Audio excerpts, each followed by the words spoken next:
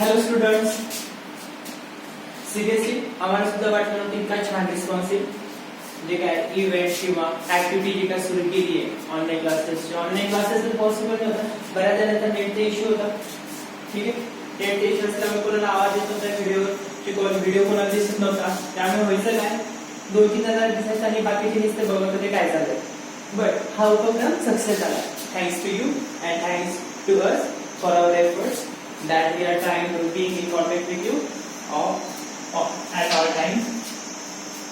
तर बघा, आज कसं मी तर टाइमपास केलं सिरियसली. जे काय बोलायचं ते तोंडापर्यंत मी जे काय केलं टाइमपास केलं. बघा, माझं फर्स्ट लेक्चर बघा, एक्सपिरियन्स होतं कसं करायचं, काय करायचं, कॅमेराला बघून शिकवलं. थोडं स्ट्रेंज होतं, but now I feel confident about to teach in front of camera. Because to teach in front of multiple students, it feels like that there is interaction between me and the student. There is two-way communication. I hope you can understand. But in this situation, what happens? We have to just imagine that there are students and we are being in contact with them. It's an imaginary field. It's an imaginary thing. But now we are that much prepared and trying to give our full attention that we pay in the classroom. तर बघा, उद्देश काय सांगायचा, seriously lecture होतं माझ्याकडे. जे काय मी पहिल्या लेक्चर मध्ये बोलत होतो, मराठी इंग्लिश थोडं मिक्स केलं. सेकंड लेक्चर मध्ये थोडा एक्सपेरिमेंट केला. काय केलं एक्सपेरिमेंट, हिंदी आणि इंग्लिश थोडंसं मिक्स केलं. Just experiment, it's a casual thing. Everybody has to improve himself or herself. So I am trying to improve myself by just changing the language. I hope you can understand. But from this, I will seriously making the lectures, making the video lectures, and you have to seriously pay attention on every single lecture. In each lecture, I am giving some examples, some problems to solve you at home. If anyone fails to submit me the answers of given problems, then he or she has to pay. You have to send me photos of all problems. You have to send me photos of all problems on given contact number. You know how to send me the photos of solved problems. Not the solved problems, given problems that you have to solve at home by yourself. Okay? Understand? But seriously lecture झाले. मी तर timepass केला 2 video मध्ये. थोडंफार improvement बघत होतं कसं करायचं काय. But from this point seriously lecture घे. सिलेबस फास्ट ना कसं करणार, कसे मॅनेज करणार, तो तुमचा इश्यू. तुम्हाला करावंच लागणार. किती वेळ भेटतो, काय भेटतं, सर फास्ट होतंय. बघा, तुम्ही घरी जा, तुम्हाला फक्त लेक्चर बघायचे. ठीक आहे. तर 2 लेक्चर झाले. सिस्टम ऑफ पार्टिकल म्हणजे सेंटर ऑफ मास साठी 2 लेक्चर झाले. काय झालं त्याच्यामध्ये, फॉर्म्युलेज बघितले. X centre of mass, Y centre of mass, Z centre of मास. आणि दोन्ही मासेस जर कधी इक्वल असतील, दोन्ही मासेस जर इक्वल असतील तर डायरेक्टली फॉर्म्युला निघतो. कोणता, पोझिशन वेक्टरला. काय असतो तो फॉर्म्युला, जर m1 ला ओरिजिन मानलेलं आहे तर फॉर्म्युला काय बनत होता, m2 बोला m2 into r21 divided by m1 plus m2. इथपर्यंत ते जर कधी m2 ला ओरिजिन मानलं असतं तर फॉर्म्युला काय बनला असता, फक्त इथं काय आला असता m1 r1 divided by m1 plus m2. इथपर्यंत आपण झालो. हे काही प्रॉब्लेम्स पण सॉल्व्ह केले ते बरेचसे सेंटर ऑफ मास वरती.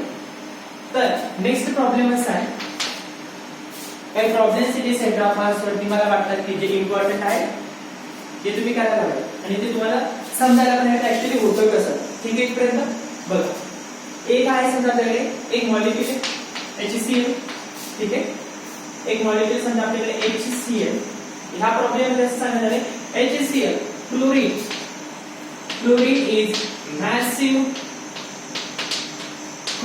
is massive than hydrogen. Obviously, why chlorine is massive than hydrogen? Because atomic mass number of chlorine is more than hydrogen, where hydrogen has the molecule atomic mass number माहित असेल तर तुम्हाला address घ्या. ठीक आहे. massive than hydrogen. Clear पर्यंत. and their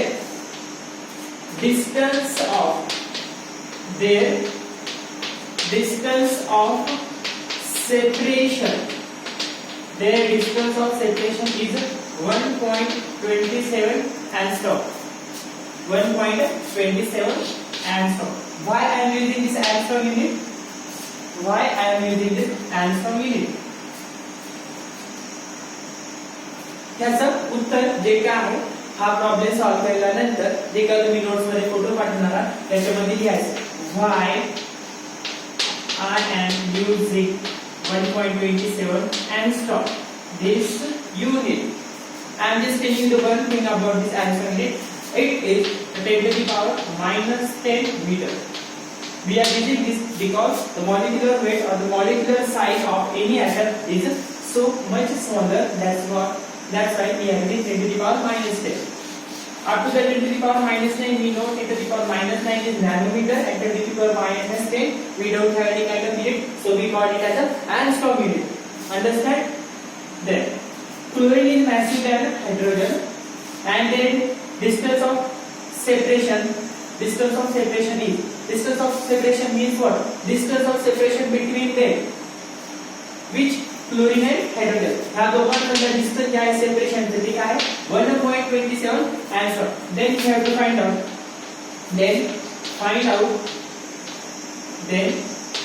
out center of mass. Then find out center of mass between these two particle system. Between these two particle system. Clear कळलं कसं सॉल्व्ह करणार हा प्रॉब्लेम? प्रॉब्लेम सॉल्व्ह करण्याची method काय असणार? कोणत्यातरी एकाला M1 म्हणा, टू पार्टिकल सिस्टम बनवायची प्रत्येक वेळेस कोणती सिस्टम बनवायला लागते तुम्हाला? To particle system. M1 एक असणार M1 जर कधी हायड्रोजन म्हणला तर M2 काय झाला? क्लोरीन. M2 काय झाला? क्लोरीन. याचं काय ऍटॉमिक मास नंबर 1, याचा काय 35.5 करेक्ट 35.5 कोणी 35 म्हणता आपण फक्त 35 क्लोरीन ठीक आहे 35. तर कसं काय मिळायचं सेंटर ऑफ मास? जर इकडे आहे एक मॉलिक्यूल, जस्ट कन्सिडर हा M1 किंवा हा एक छोटासा ऍटम, हा छोटासा ऍटम आणि काय आपल्याकडे बिगर ऍटम. हे काय आपल्याकडे कोणता? बिगर ऍटम. मग हा बिगर कोणता झाला? ऑब्वियसली हा बिगर कोणता झाला? क्लोरीनचा. Why? It's atomic mass number is 35 and हायड्रोजनचा काय असणार मग? बोला हायड्रोजनचा किती असणार ऍटॉमिक मास नंबर 1. बघा माझी केमिस्ट्री इतकी पण क्लिअर नाही, पण जे कामीच आहे तितकं लक्षात ठेवतो. असं नाही समजा मला केमिस्ट्री शिकवता येते, बस हे छोटे छोटे बेसिक्स आहेत जे atomic mass number, atomic number पाठवतो आपण ते लक्षात ठेवण्याच्या गोष्टी असतात ते ठेवाच लागतात. ठीक है. क्लोरीन का एटॉमिक नंबर क्या 17.5 आसपास समथिंग 17.5 से डबल क्या असेल तर मास नंबर हे बेसिक कोणी पण सांगेल. ठीक आहे.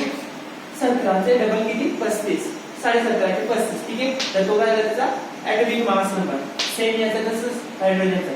तर बघा काय सांगितले, समजा हा एक हायड्रोजनचा मास आणि हा एक क्लोरीनचा, आणि ह्या दोघांमधलं जे डिस्टन्स ऑफ सेपरेशन सांगितले ते किती सांगितलं होतं 1.27. म्हणजे आपण याला काय म्हणू d इज इक्वल टू काय 1.27 angstrom. क्लिअर इथपर्यंत काय करायचं यांचा सेंटर ऑफ मास काय करतात सेंटर कोणत्या ऍक्सिसवर लाई करताय एक्स ऍक्सिस वरती लाई करतो. तुम्ही फॉर्म्युला कोणता वापरणार एक्स सेंटर ऑफ मासचा. कोणाला कंडिशन काय सेंटर ऑफ मास काढण्याची बोलावलं होतं. कंडिशन काय सेंटर ऑफ मास काढण्याची कोणत्या तरी एकाला काय करावं लागणार आहे ओरिजिन मानावं लागणार आहे. कोणत्या तरी एकाला काय करावं लागणार आहे ओरिजिन. जर हायड्रोजनच्या मासला मी जर कधी ओरिजिन मानलं त्यांचा कोऑर्डिनेट काय आला 0,0 y च्या 0 असणार. इथे सुद्धा मग बोला m1x1 m2x2 वारंवारतेचे मुद्दाम बट आता इथे तुम्ही शार्प झाला असणार असं गृहीत धरून सांगतो. डायरेक्टली आन्सर काढत चला. m1x1 चा आन्सर काय येणार आहे ऑब्वियसली 0 येणार आहे. का बरं m1 कोणत्या कोऑर्डिनेटवर आहे x च्या 0. m1 कोणत्या कोऑर्डिनेटवर आहे 0. त्याच्यामुळे m1 चं जरी 1 असलं मास 1 into 0 काय होणार 0 होणार. m2 बोला m2 किती कन्सिडर केला आपण 35. त्याचा कोऑर्डिनेट काय असणार त्याचा कोऑर्डिनेट काय असणार तुला? हे डिस्टन्स किती सांगितलं? Distance of separation 1.27. Distance of separation 1.27 divided by m plus m2 किती होणार? 36. किती होणार? 36. डिलीटमेंट म्हणजे आन्सर काय आहे? 35 into 1.27 divided by 36. याचा जे काय आन्सर असणार एक्स सेंटर ऑफ मास या प्रॉब्लेमचं जे काय आन्सर असणार ते फोटो काढून मेसेज करणे. जे काय आन्सर असणार आन्सर काहीतरी येणार. ठीक आहे. आन्सर जर समजा काहीतरी आलं तर मग सांगा. समजा मी आन्सर सांगतो तुम्हाला काहीतरी असेल 1.24 काहीतरी असेल म्हणजे हेच आहे ऍक्च्युअली. ठीक आहे. 0,0 क्लिअर. मग ऍक्च्युअल डिस्टन्स किती होते या सगळ्यांचा? 1.27 आणि सेंटर ऑफ मास कुठे आला? सेंटर ऑफ मास कुठे आला? 1.24 वरती. सेंटर ऑफ मास कुठे आला? 1.24. काय रिझन काय? आपला हायड्रोजनचा जो ऍटॉमिक मास होतं ते कसं होतं? लेस आणि क्लोरीनचं मास कसं होतं? जास्त. त्यामुळे सेंटर ऑफ मास कोणाकडे शिफ्ट होणार? क्लोरीनकडे. सेंटर ऑफ मास कोणाकडे शिफ्ट होणार? क्लोरीनकडे. म्हणजे ऍक्च्युअल डिस्टन्सच्या 1.27 पैकी सेंटर ऑफ मास किती सेंट ओरिजिन पासून इकडनं किती शिफ्ट झालं? 1.24. म्हणजे फक्त 0.3 चा डिफरन्स. कितीचा फरक होता? 0.3 चा. याचाच अर्थ काय? सेंटर ऑफ मास कोणाकडे शिफ्ट झालाय? क्लोरीनकडे. सेंटर ऑफ मास कोणाकडे शिफ्ट झालाय? क्लोरीनकडे. याच्यामध्ये एक इम्पॉर्टंट वाटत असेल तर नोट करून घेणे. नोट करायसारखं काहीच नाही ऍक्च्युअली त्याच्यामध्ये. काय आहे का याच्यामध्ये नोट करण्यासारखं? ऑलरेडी झाले फक्त.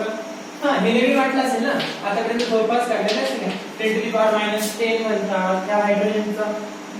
आय होप असं नको वाटायला की बाबा कुठेतरी आहे त्याला माहित नाही. हायड्रोजनचा मॉलिक्युलर नंबर आणि ऍटॉमिक मास नंबर 1 आणि क्लोरीनचा ऍटॉमिक नंबर 17 आणि mass number mass 34 point something 35 point something.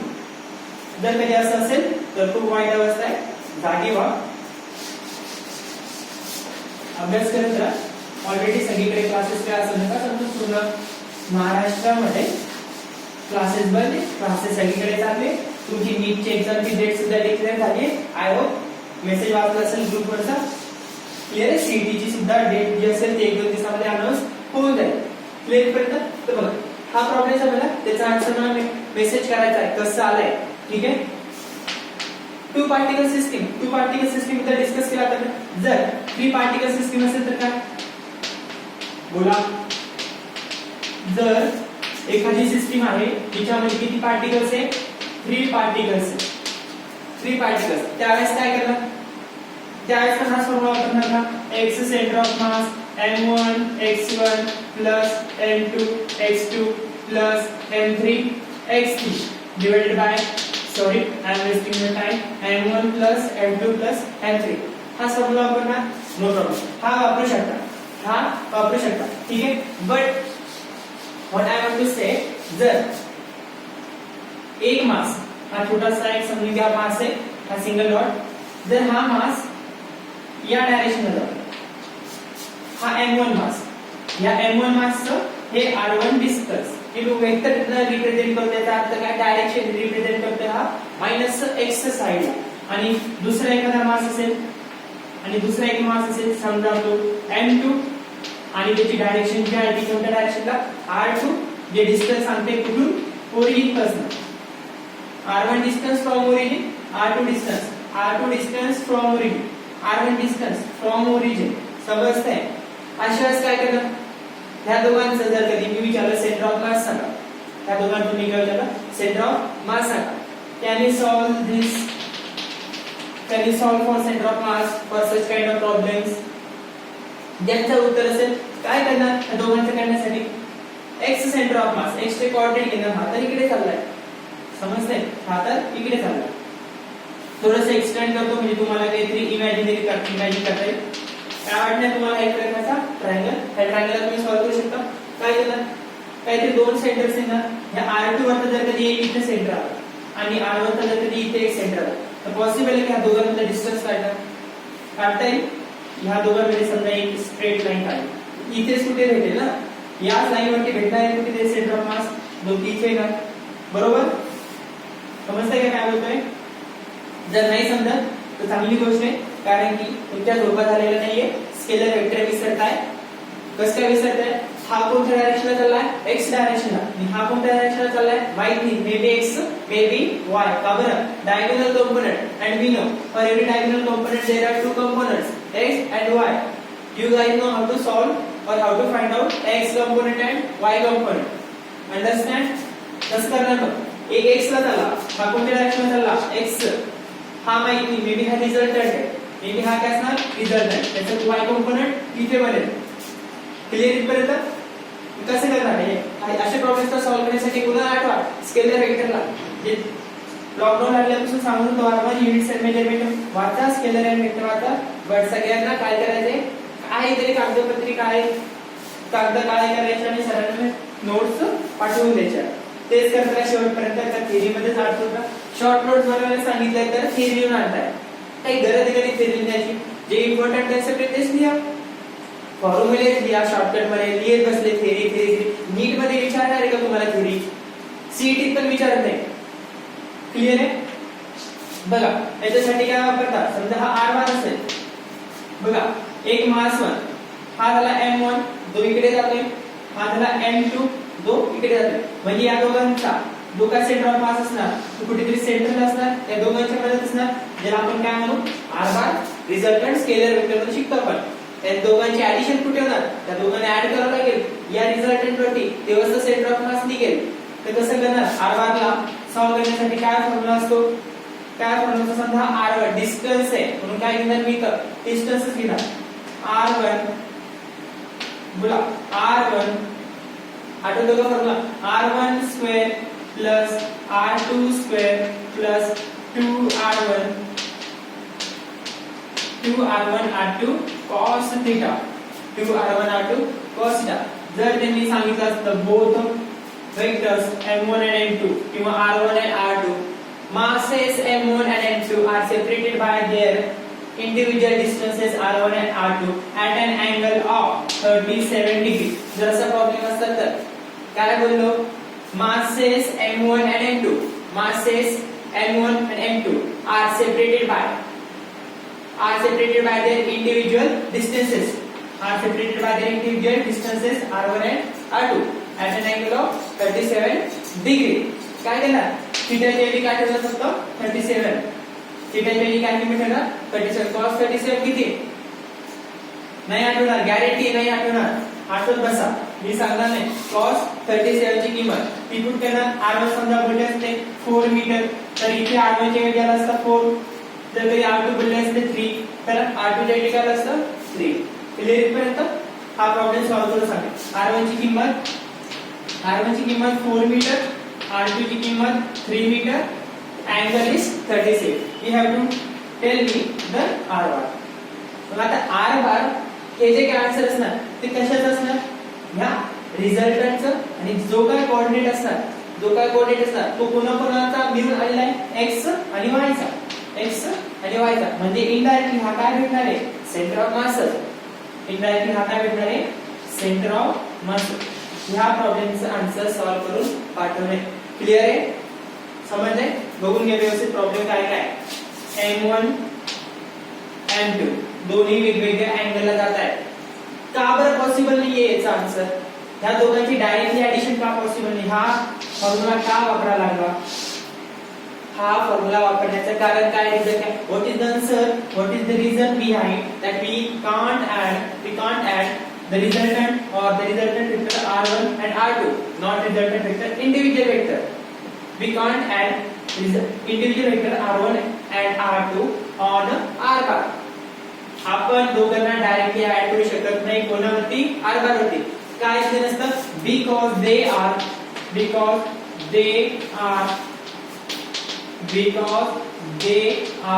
in vector sum. because they are in vector sum. वेक्टरची काय झाली तर ऍडिशन.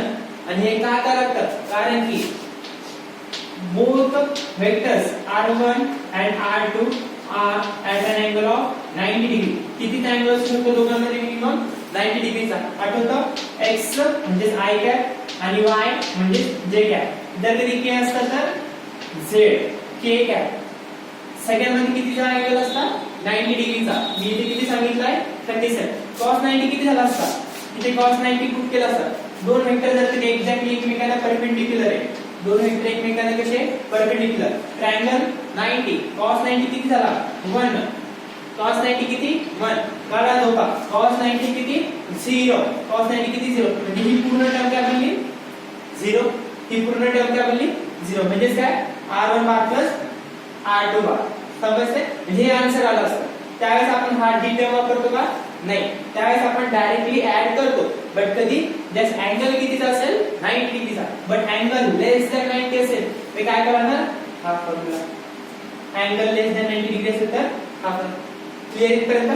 प्रॉब्लेम समजून घ्या काय केले. तुम्हाला मला आन्सर सांगणे r1 4 मीटर ठेवायचा आहे, r2 3 मीटर ठेवायचा आहे, अँगल कितीचा घ्यायचा आहे 37. हा फॉर्म्युला कुठून आलाय स्केलर वेक्टर चॅप्टर वाचून घ्या, व्यवस्थित लिहून घ्या काय प्रॉब्लेमचं म्हणणं आहे. क्लिअर इथपर्यंत. हा प्रॉब्लेम अजून सुद्धा किती कोणता झालाय टू पार्टिकल्स सिस्टीमचा. टू पार्टिकल्स बद्दलच बोललो मी, थ्री पार्टिकल्स बद्दल काय बोललेलो नाही. कोणता प्रॉब्लेम झाला टू पार्टिकल्स सिस्टीमचा. थ्री पार्टिकल सिस्टीम असेल समजा, समजा हा x हा y ऍक्सिस आणि हा x ऍक्सिस, यांच्यावरती काहीतरी कोऑर्डिनेट असतील. कोऑर्डिनेट असेल कोणाचे मासेसचे असणार m1 m2 m3. ठीक आहे m3 चा r3 बार पोझिशन वेक्टर, हा r2 bar distance from origin not position vector. Distance position vector सुद्धा करू शकता, बट काय बोलणं सोयीस्कर नाही position from origin. Position from origin 0, 0, 0. आता आपल्याला माहिती का हे कोणत्या डायरेक्शनला चालले, x direction y direction z direction. Actually माहिती का आपल्याला सांगता येईल का नाही. अशाच कसं करणार आपण सगळ्यांचं सेंटर ऑफ मास तोच formula x centre of mass m1 x1 m2 x2. तसं तर फक्त वेगळ्या मेथडने सांगतात. करणार काय फक्त आपण समेशन साइन वापरून किंवा सिग्मा साइन वापरून काय करणार याच्यामध्ये m i x i ला काय करणार बदलणार 1 to up to n number 1 up to n number. Clear इथपर्यंत. काय होणार आहे दोघांचं समेशन होऊन जाणार प्रत्येक कोऑर्डिनेटची. x1 n1 x1 i च्या व्हॅल्यू 1 ठेवा, n1 x1 i च्या व्हॅल्यू 2 ने जर कधी बदलला n2 x2. समजतं. डिवाइडेड बाय काय असणार टोटल n. आणि तुम्हाला टोटल मास काय असणार ते कॉन्स्टंट व्हॅल्यू. टोटल मास काय असणार हे कॉन्स्टंट व्हॅल्यू. म्हणजे मी जर त्याला असं बाहेर दिलं तर कोणाला काही अडचण, तर कोणाला काही अडचण म्हणजे आपण हे काय बोललो फक्त MI हा बुक मध्ये तुम्हाला फॉर्म्युला दिसेल आहे. y साठी सुद्धा असं x centre of mass y centre of mass z centre of mass. Clear आहे. x centre of mass y centre of mass z centre of मास. काही डाऊट नोट करून घ्या. काही अडचण याच्यामध्ये नाही. ठीक. एक प्रॉब्लेम आहे बघा, ठीक आहे जी फक्त प्रॉब्लेम तुम्हाला सॉल्व्ह करायचा आहे. सगळी थेरी सांगून झालेली आहे. समजा टू कोऑर्डिनेट सिस्टीम आपल्याकडे काय टू कोऑर्डिनेट सिस्टीम किंवा असं म्हणा in two coordinate system two masses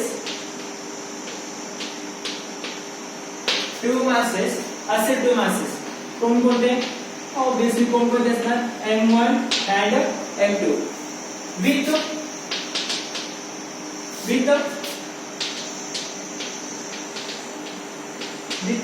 coordinates काहीतरी घ्या. समजा a, b and e,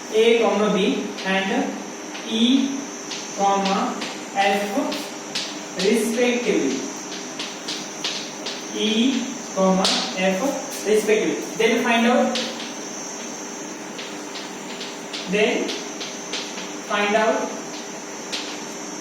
their center of mass. हे सगळे प्रॉब्लेम झालं. त्याच्यावरती प्रॉब्लेम्स खूप घेतले ते ओळखणं सोपं आहे आज तुम्हाला. a, b म्हणजे काय x, y E, F म्हणजेच काय x, y हे कोऑर्डिनेट समजू शकतात. हे जे पहिले असतील a किंवा e, त्या केस मध्ये a आणि इथे e हे कोणासाठी लागू होतात? मास वन साठी. रिस्पेक्टिव्हली शब्दाचा अर्थ शिकवलाय क्लासमध्ये, ठीक आहे. रिस्पेक्टिव्हली म्हणजे a आणि e हे कोणासाठी लागू होतात? m1 साठी. b आणि f कोणासाठी लागू होतात? m2 साठी. म्हणजे याचा अर्थ काय? m1 जो काय मास असणार, m1 जो काय मास असणार त्याचा कोऑर्डिनेट काय काय झाला? a. इनिशियल कोऑर्डिनेट आहे तो. कोणता? इनिशियल कोऑर्डिनेट m1, ठीक आहे. तर बोला m2 साठी काय झालं मग इनिशियल कोऑर्डिनेट? m2 साठी a, b म्हणजेच काय? हा x आणि हा y डायरेक्शनला distance from origin. a distance आहे काय? मुद्दाम कन्फ्युजिंग प्रॉब्लेम घेतलाय ज्याच्यामध्ये काय वर्डिंग्स आहे. वर्डिंगचा प्रॉब्लेम या न्यूमेरिकलचा प्रॉब्लेम अजून इझी होईल, ठीक आहे. x डायरेक्शनला m1 चं ओरिजिन पासून अंतर किती? a. y डायरेक्शनला काय होते? y डायरेक्शनला m1 चं ओरिजिन पासून अंतर किती? b. क्लियर आहे? तसंच इथे काय असणार मग? e, f हा होता x1 y1. इथे काय होईल? x2 y2. याचा अर्थ m2 चं x डायरेक्शनला ओरिजिन पासून डिस्टन्स e, m2 चं y डायरेक्शनला ओरिजिन पासून अंतर f. पॉसिबल आहे?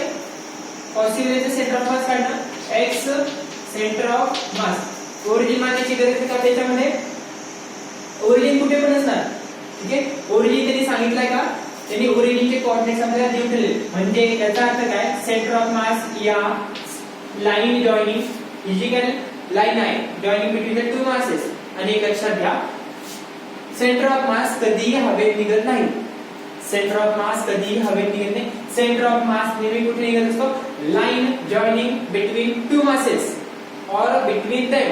लाईन जॉइनिंग बिटवीन देम याचा अर्थ असा नाही इकडे हवेतून पण एक छोटासा रस्ता आहे, शॉर्टकट आहे, असं शॉर्टकट, ठीक आहे. इथे कधी निघणार आहे तो? नाही. कुठे निघणार आहे? Line joining between two masses, ठीक आहे. याचं कसं करणार? सिमिलरली m1 x1 कोऑर्डिनेट काय आहे? m1 x1 m2 x2. m1 लिहिला मी m1च, ठीक आहे. m1 च्या ऐवजी काय लिहिणार आहे? a लिहिणार. m2 च्या ऐवजी इथे काय लिहिणार? बोला. m2 च्या ऐवजी e लिहिणार divided by m1 m2 divided by m1 m2. y centre of मास साठी काय करणार? m1 y ला कोण आहे? b. म्हणजे y ला डिस्टन्स किती आहे m1 चं? b. m2 f divided by m1 m2 divided by m1 m2. समजलं? इम्पॉर्टंट वाटत असेल तर नोट डाउन करून घ्या. Otherwise you have the problem that you have to solve at home. Changes काय करायचे? फक्त चेंजेस काय करणार? ज्या ठिकाणी कोऑर्डिनेट दिसतायत, ज्या ठिकाणी कोऑर्डिनेट दिसतायत कोणकोणते? a, b. त्या ठिकाणी तुम्हाला घ्यायचं आहे 1, -3 1, -3 अँड इथे काय घेणार? कॅल्क्युलेट घ्या. -2, 4. Two coordinate system. In two coordinate system question काय? In two coordinate system two masses m1 and m2 with coordinates 1, -3 and -2, 4 respectively. Then find out their center of mass. यांचा काय करायचं आहे? Centre of. इथे तुमच्याकडे कोणत्या डायरेक्शनचे coordinate आहेत? x आणि y. That's why we are getting or we will getting the center of mass for x direction and center of mass for y direction. Center of mass for x direction and center of mass for y direction. Solve करता येईल? Note करून घेणे. हे असेल friends तुम्हाला already झालेले आपले बरेच प्रॉब्लेम सॉल्व केले तुम्ही स्केलर वेक्टर मध्ये सुद्धा. i j के डायरेक्शनला वेगळे जाता xi cap plus xi cap plus yj cap plus z k cap. Solve करता येईल? ठीक आहे. नेक्स्ट क्वेश्चन तुमचा for centre of masses, for centre of masses problem चे बुक मधला, ठीक आहे. बुक मधला प्रॉब्लेम असा आहे for centre of masses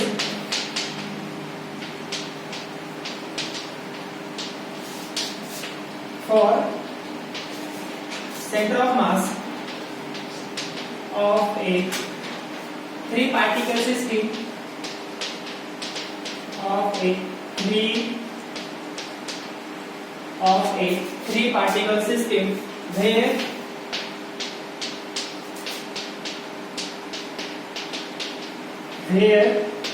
particles are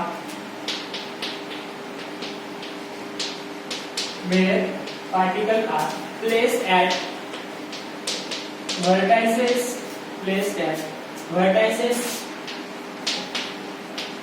चा अर्थ मराठीत नका सांगू, इमॅजिन करा. vertices चा अर्थ काहीतरी शिरोबिंदू वगैरे काहीतरी होतो. Avoid this, ignore this thing. vertices corner pieces triangle, ठीक आहे, कॉर्नरला vertices at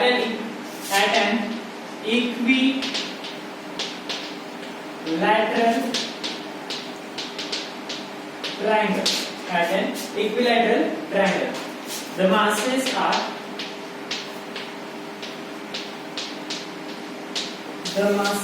are 100 gram, 150 gram and 200 gram.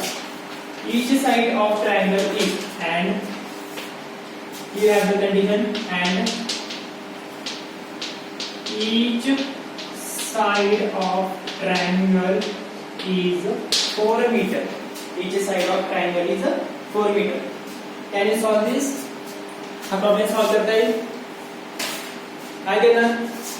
Already problem झालाय. इक्विलॅटरल ट्रायंगल त्याच्यामध्ये सुद्धा उल्लेख इक्विलॅटरल ट्रायंगलचा सुद्धा काय असते. इक्विलॅटरल ट्रायंगल मध्ये प्रत्येक ट्रायंगलच्या साइड मध्ये जोडणाऱ्या अँगलची किंमत किती असते? नसेल आठवण तर व्हेरी गुड, कॉंग्रॅट, तुम्ही छानपैकी तुमचं करिअर वाया घालत आहात. ठीक आहे. इक्विलॅटरल ट्रायंगलच्या अँगलची जी साइड असते किंवा अँगल असतो दोन साइड्स मधला, तो असतो 60 डिग्री. तर खरंच तुम्हाला छोट्या गोष्टी नसतील तर खरंच तुमचं वाटप पक्क आहे. Congratulations, you are wasting your 12th career. 60 degree झालेले ऑलरेडी बऱ्याच ठिकाणी हे प्रॉब्लेम डिस्कस केलेले आहेत. 60 डिग्री इक्विलॅटरल ट्रायंगल साठी. क्लिअर? ते काय करायचंय? Centre of mass find out करायचं. या थ्री, आता बघा इथे 2 पार्टिकल सिस्टीम असून 3 पार्टिकल घेतलेत ऑलरेडी प्रॉब्लेम. ठीक आहे. आणि व्हर्टायसेसला काय सांगितलंय? मासेस. व्हर्टायसेसला काय सांगितलंय? मासेस असतील. समजा इथे असेल M1, इथे असेल M2 आणि वरती असणार समजा M3, M1, M2, M3. प्रत्येक साइड ट्रायंगलच्या प्रत्येक साइडची लेंथ किती सांगितली त्यांनी? 4 मीटर. आणि ही पण किती झाली? 4 मीटर. ही पण किती झाली? 4 मीटर. क्लिअर इथपर्यंत? प्रत्येक ट्रायंगलची साइड त्यांनी 4 मीटर सांगितली. म्हणजेच काय?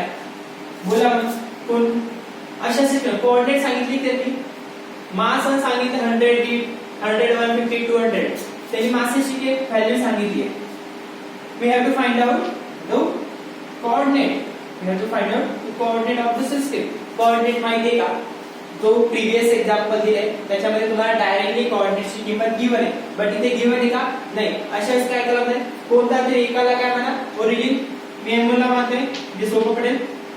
सांगा 3 डायरेक्शनला आन्सर निघणार. म्हणजे 3 डायरेक्शनला सेंटर ऑफ मास निघणार की 2 डायरेक्शनला?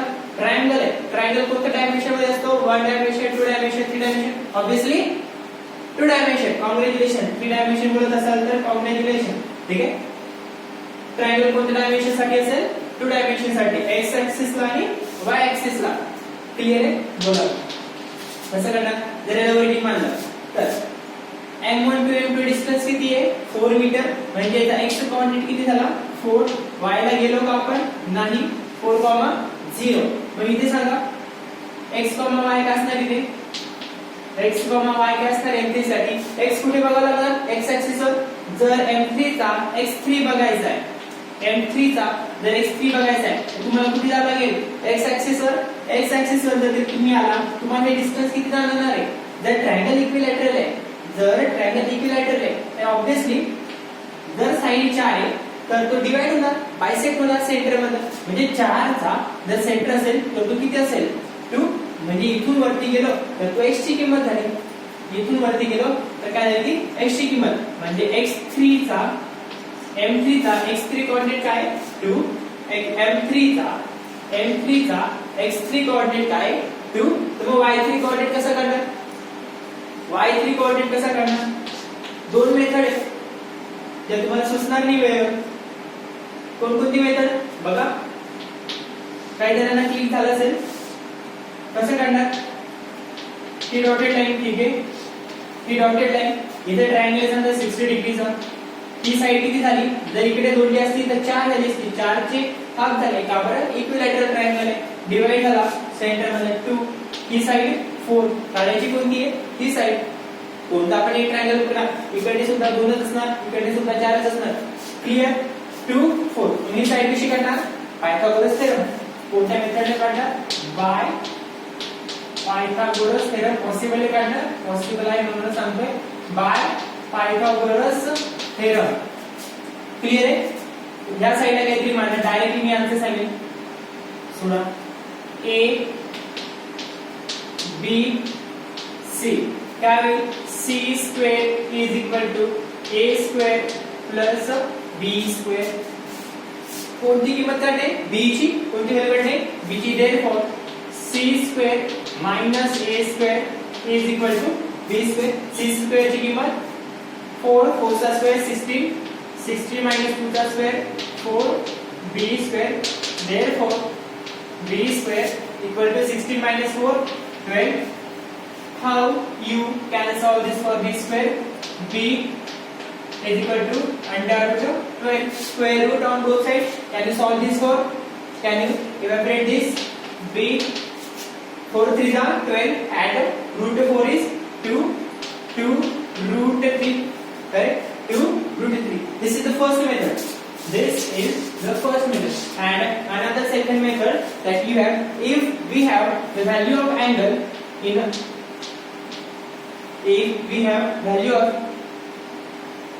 listen, एक मेथड आपल्याकडे, if we have value of an angle then we can find out by using our trick. When the angle is made on x axis or angle is made with respect to x axis, then we can find out the value for x axis as well as y axis. How, tell me, the angle which made with the x axis, the angle made on x axis is cos theta. Remember, the angle made on x axis is cos theta and angle made on y axis is sin theta. I hope you understand or you remember all these methods. काय होणार आहे, x axis वरती काय असणार आहे, x axis वरती काय होत आहे, cos theta. बट ही पूर्ण लाईन किती मीटरची होती, 4 मीटर. x डिस्टन्स बघा, हे पूर्ण डिस्टन्स कितीचं होतं, 4 मीटर. म्हणजे ते काय होणार 4 cos theta. हे काय होणार 4 cos theta. चला, इथे 4 cos theta कधी झालं असं, ज्यावेळेस पूर्ण लाईन घेतली असती. बट इथे काय आपण हाफच घेतलंय, म्हणजे इथे काय 2 आणि व्हर्टिकल साठी 4 sin theta. समजते, व्हर्टिकल साठी काय असणार 4 sin theta. व्हर्टिकल साठी काय असणार 4 sin theta. म्हणजे व्हर्टिकलचे डिस्टन्स, जे डिस्टन्स या लाईनीसाठी 4 sin theta यूज केल्यानंतर जे डिस्टन्स या लाईनीसाठी, तेच डिस्टन्स या लाईनीसाठी सुद्धा लागू होईल because of parallel lines. Clear आहे. म्हणजे आन्सर काय 4 sin 60 डिग्री. sin 60 किती, sin 60 √3/2, sin 60 √3/2, 2/2 कॅन्सल, 2/2 बनवून दे. तसं नाही, 4 ला डिवाइड केले 2 ने काय येईल sir 2 √3. Both are same answer, both are same answer. 4 sin theta. ही जी लाईन आहे ही कोणती लाईन होती, बी वाली. ही कोणती लाईन होती, बी वाली. इथे सुद्धा बी चीच लाईन काढली आपण. म्हणजे आन्सर कोणासाठी काढले आपण, बी साठी 2 √3. सेम आन्सर आहे दोघींसाठी. दोन्ही मेथड आहे. मेथड किती पण सांगा, एक पण लक्षात राहत नाही. बरोबर आहे. पेपर जेव्हा सेट केला जातो त्यावेळेस ही पण नाही, ती पण कोणतीच मेथड वापरत नाही. नोट करून घ्या, जसं तुम्हाला इम्पॉर्टंट वाटेल तसं व्यवस्थित लिहून घ्या. आय होप सर्वांना समजतंय काय चाललंय. क्लिअर इथपर्यंत सर्व.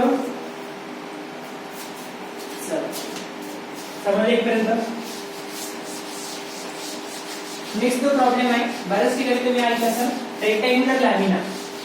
एक लॅमिना प्लेट म्हणून बरेच जण वापरतात. बऱ्याच ट्युशन मध्ये हा प्रॉब्लेम घेतला जातो.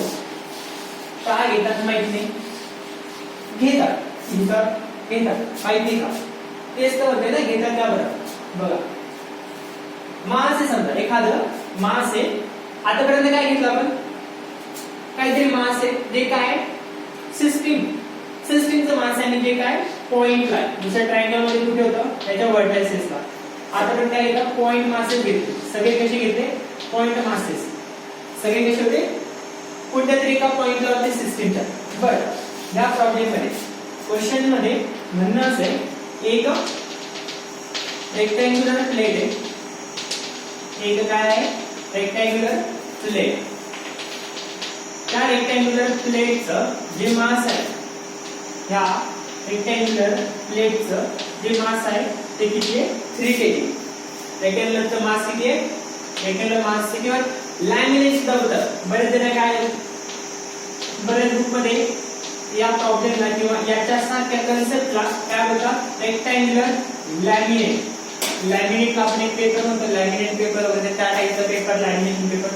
ठीक आहे, रेक्टँग्युलर लॅमिनेट स्टीलचे प्लेट टाईप नसून, ठीक आहे, रेक्टँग्युलर लॅमिनेट. इम्पॉर्टंट काय, मास किती आहे? 3 kg.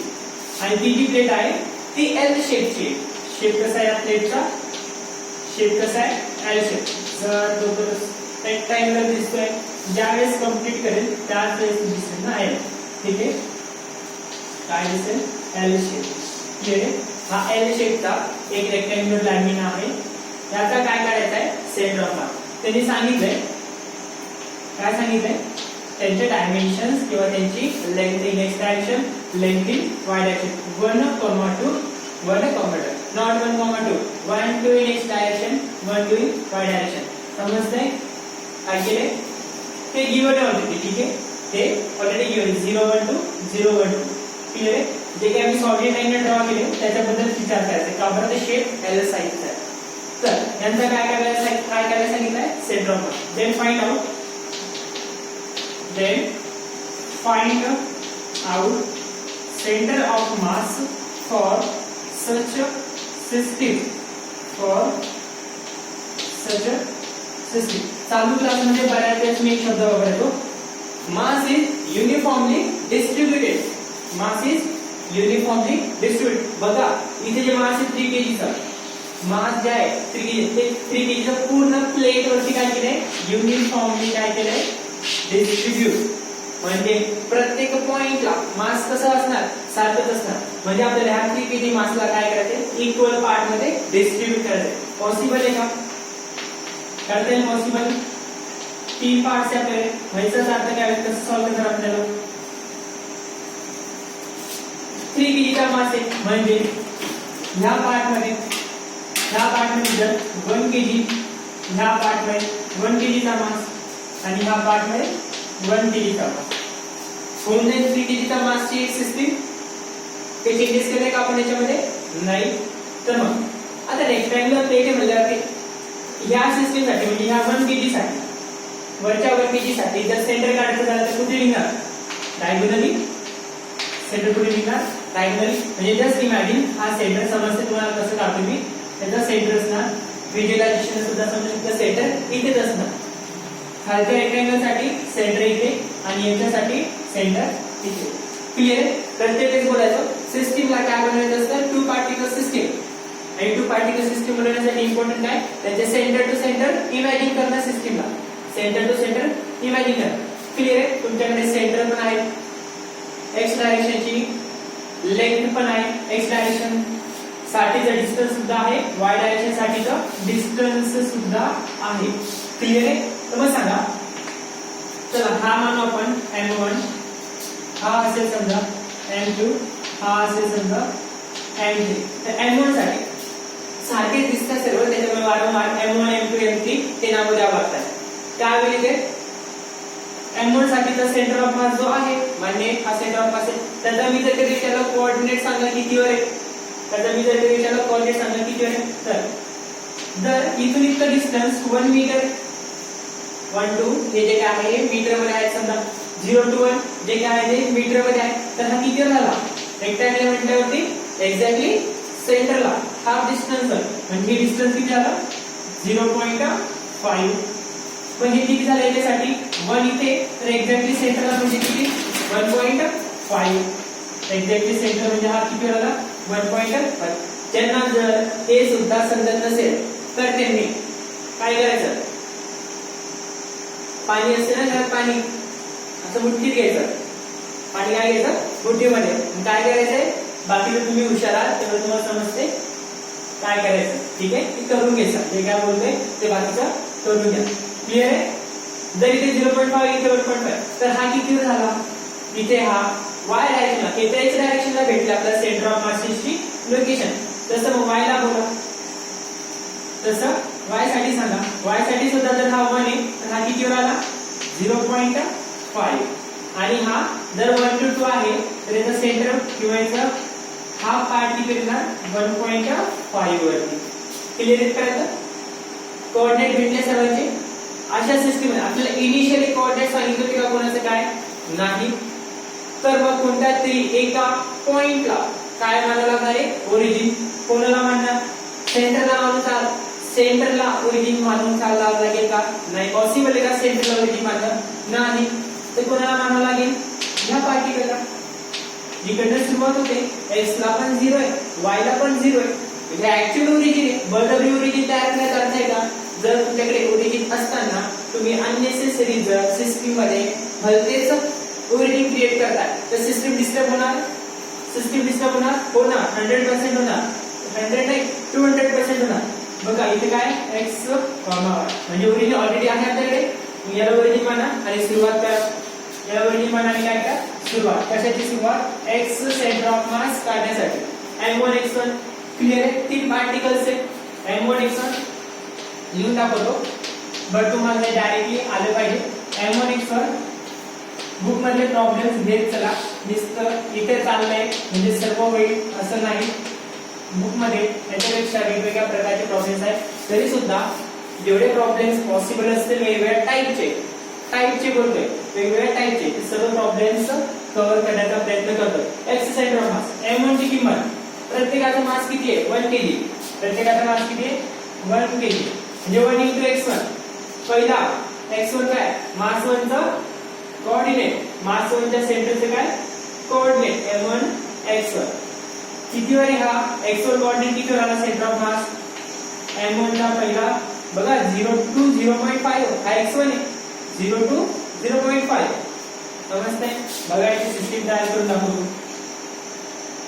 इथे काय असणार 0.5, 0 ते कशाचं m1 चं त्याच्यानंतर इकडे 1.5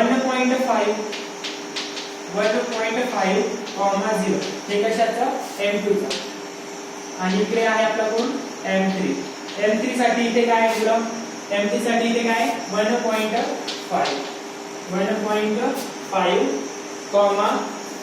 0.5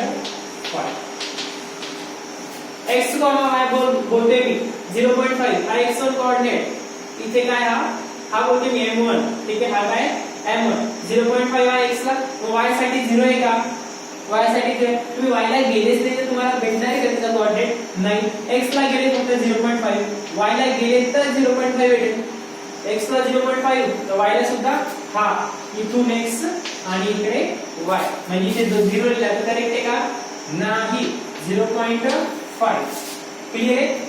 इथे बोला इथे काय असणार 1.5 कुठे x डायरेक्शनला आणि y साठी काय असणार मग परत 0.5 y साठी सुद्धा काय असणार 0.5 क्लिअर आहे.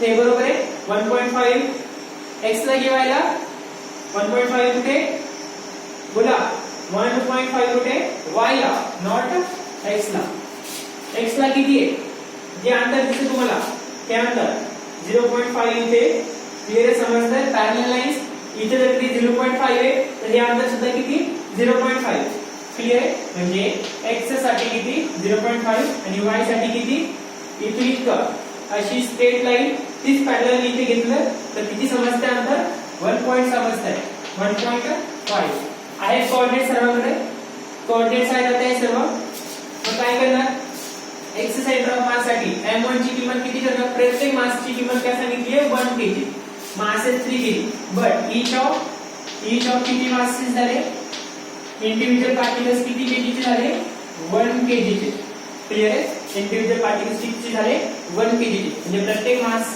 जो आहे तो किती kg चा आहे 1 kg चा क्लियर आहे पॉसिबल आता m1 च्या ऐवजी 1 kg टाकणार x1 च्या ऐवजी x1 चा कोऑर्डिनेट m1 याचा हा काय झाला x1 y1 हा काय झाला x2 y2 हा काय झाला x3 y3 क्लियर आहे m1 साठी x1 कोऑर्डिनेट m2 साठी x2 कोऑर्डिनेट m3 साठी x3 हे झालं x सेंटर ऑफ मास साठी आणि नेक्स्ट काय असणार y सेंटर ऑफ मास साठी सेम y साठी सुद्धा सेम असणार m1 y1 m2 सोबत y2 m3 सोबत y3 त्याचा आन्सर मेसेज करणे जे काय आन्सर असेल याचा सॉल्व करून सांगणे क्लियर आहे बघा याचं जे काय आन्सर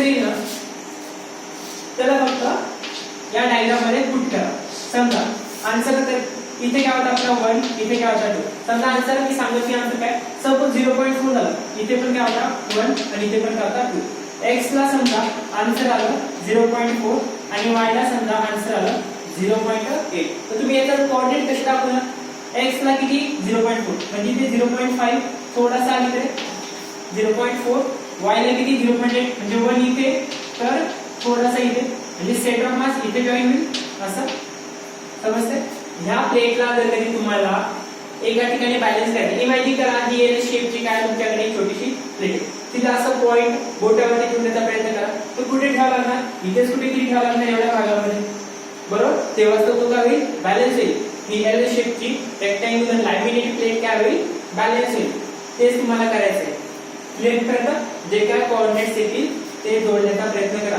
x ला आणि y ला बघा तो सेंटर कुठे येतो ठीक आहे त्याचा आन्सर सांगायचं ते डाउट्स असतील तर कोऑर्डिनेट्स नोट करून घेणे ऑब्वियसली तुम्ही केलेलंच असणार स्टॉप करून तेवढे तुम्ही येण्याने हुशार आहात त्या छोट्या छोट्या गोष्टीमध्ये तुम्ही हुशार आहात क्लिअर इथपर्यंत बघा जसं रेक्टँग्युलर लॅमिनेट प्लेट बघितली तसंच जस्ट इमॅजिन प्रॉब्लेम्स तर झाले माझ्याकडे दोघा जेवढे सांगायचे ते पण जस्ट जो ट्रायंगलचा प्रॉब्लेम येतो त्याच्यातून एक प्रॉब्लेम क्लिक होतोय समजा एखाद्याने तीन बॉल्स आहेत स्टीलची कोणते पण बॉल्स आहेत रबरी घ्या टेनिस घ्या कोणते पण घ्या बरेच जण मस्त वेगळी क्रिकेट खेळतात लॉकडाऊन मध्ये सुद्धा बरोबर आहे छान वेगळी क्रिकेट खेळतात काय काय खेळतात त्या चांगली गोष्ट आहे ठीक आहे m1 m2 m3 असे 3 मासेस असतील क्लिअर आहे सांगतोय ते तिन्ही मासेस आहेत in 3 particle system in questionnaire in 3 particle system 3 balls of 3 balls of circular shape each of 2 kg mass each of 2 kg mass with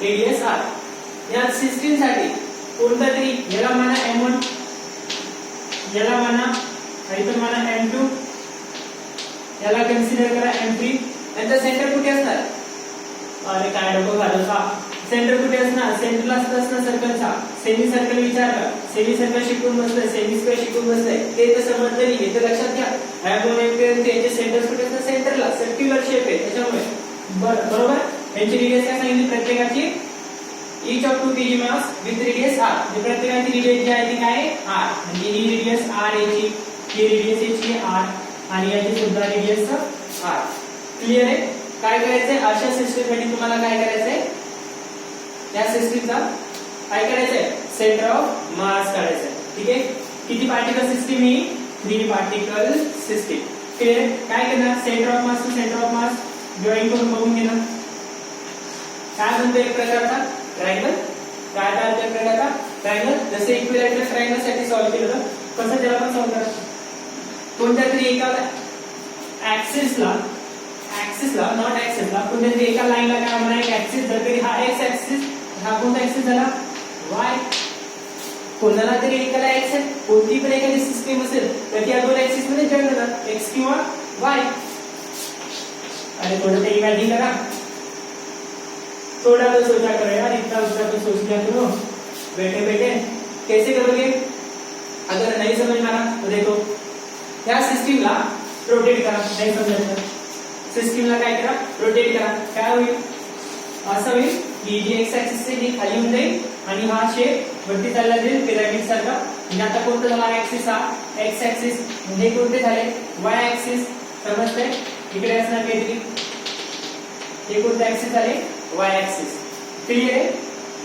distance किती सांगितलंय 3 पार्टिकल्स साठी 3 ball circular shape each of 2 kg masses आणि त्यांचा radius किती आहे r जर हे radius r हे सुद्धा काय झालं हे सुद्धा काय रेडियस समजताना सर्कलची प्रत्येक पॉइंटला किती असणार r डिस्टन्स दूर सर्कलच्या सर्कमफरन्सच्या पॉइंट पर्यंत काय असणार तुम्हाला काय काढायचं याचं सेंटर ऑफ मास कोणत्या डायरेक्शनला निघणार एक्स डायरेक्शनला आणि वाय डायरेक्शनला एक्स डायरेक्शनला आणि वाय डायरेक्शनला याचा आन्सर सॉल्व करून मेसेज करणे फोटो पाठवणे या क्वेश्चन साठी सॉल्व करून पाठवणे जे काय आन्सर असेल ते आन्सर काढणे आणि सॉल्व करून मेसेज करणे ठीक आहे कंपल्सरी प्रॉब्लेम सॉल्व करावा लागणार ठीक आहे समजलं सेकंड प्रॉब्लेम घेतले मी 2 पार्टिकल सिस्टीम मध्ये प्रॉब्लेम घेतले 3 पार्टिकल सिस्टीम मध्ये प्रॉब्लेम घेतले आता सेंटर ऑफ मासेस कोणासाठी निघणार इरेग्युलर शेप साठी जे ऑलरेडी झाले इच्छा असेल तर मी घेणार अदरवाइज नाही इरेग्युलर शेप कोणते सेमीस्फियर आठवतं semisphere hollow sphere circular ring half circular ring semi circular ring हे जे काय घेतले होते यांचे जे सेंटर्स होते त्या सगळ्या व्हॅल्यू पाठ करणे रट्टा मला काय करायचे करा डेरिव्हेशन वगैरे सगळं सांगून झालंय मी परत ते घेणार नाही ठीक आहे हे बेसिक होतं जे मला वाटतं गरजेचं आहे जेणेकरून तुम्ही काय होणार एक वेळ लीक मध्ये ना फ्लो मध्ये ना जे काय शिकवायचं पुढचं ते सगळे 1 पॉइंट सगळे लेजेस माझे 1.1 1.2 1.3 ह्या पहिलाच पार्ट आहे माझी इच्छा असती मला वाटलं असं तुम्ही स्किप केले असेल प्रॉब्लेम स्वतः तुम्ही सॉल्व्ह करा असं सांगून सोडून दिलं असतं but because of trust issue I have to solve by myself कारण की मला विश्वास कसला पाहिजे की तुम्ही घरी सॉल्व करणार ठीक आहे प्रॉब्लेम सॉल्व करायचे मेसेज पाठवायचे see you in next lecture